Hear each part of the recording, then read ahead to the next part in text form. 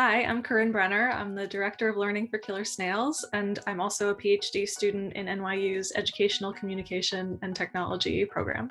For this project, I got to discuss with Corinne Brenner about her insights into learning design and her experiences with the company Killer Snails as the Director of Learning.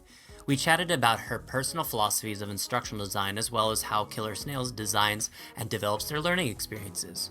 So, a lot of my work has to do with figuring out how to use technology in order to accomplish specific learning goals. I am constantly thinking about what can this technology do that couldn't be done any other way, and what's the most important takeaway for a student to have. So how do we use activities to make sure that they are walking away with the knowledge that we intend them to have, and that the technology is adding to that knowledge in some way, rather than just being a distraction. Corinne and I discussed one of their games in particular, called BioDive.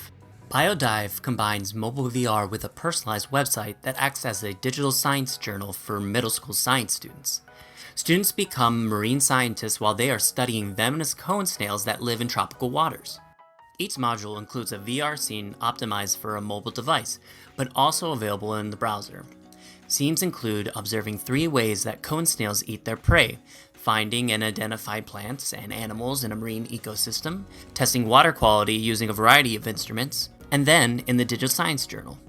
So students get to experience doing particular scientific activities like making observations of venomous sea snails that live underwater, and then use that information in different activities on the website. So it's really pairing those two worlds together. A third component of BioDive is the educator dashboard.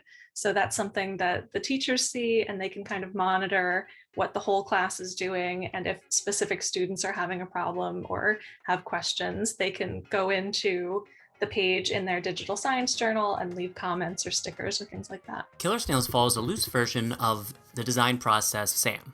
They first create an outline of objectives and content that needs to be covered, including any misconceptions students may have about the topic. For all of Killer Snails projects, we work with content experts to understand what is the science in this area. So whether that's in marine biochemistry in the case of BioDive, but we always talk to the people who are doing the work and who really understand, how do we even form questions in this topic, and also how do we answer those questions, and what sort of interesting things are revealed along the way. So there's a long process of information gathering. Then we go through and try and figure out, well, what are the learning objectives for our target audience? And that's usually middle school or elementary school learners.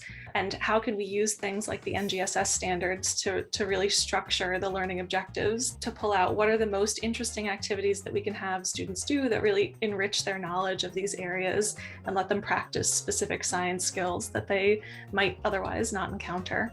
Afterwards, static prototypes are created for collaborators and subject matter experts in order for them to revise based on that feedback.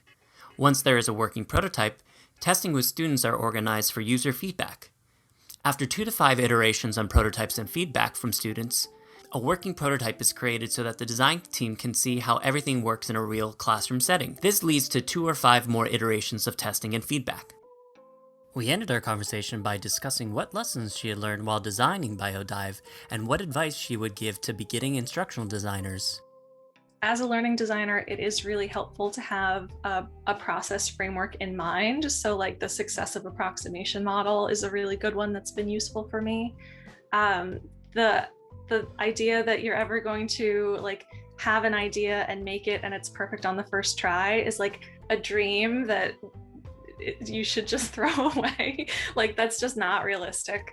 The real work and the real joy of the work is having ideas, collaborating with the rest of your team, putting them in front of your users or experts, and getting different opinions and seeing how people respond to it, and then refining that work even more. So making sure that it's more fun, that it's more interesting, that it is better at communicating particular things that you want students to learn.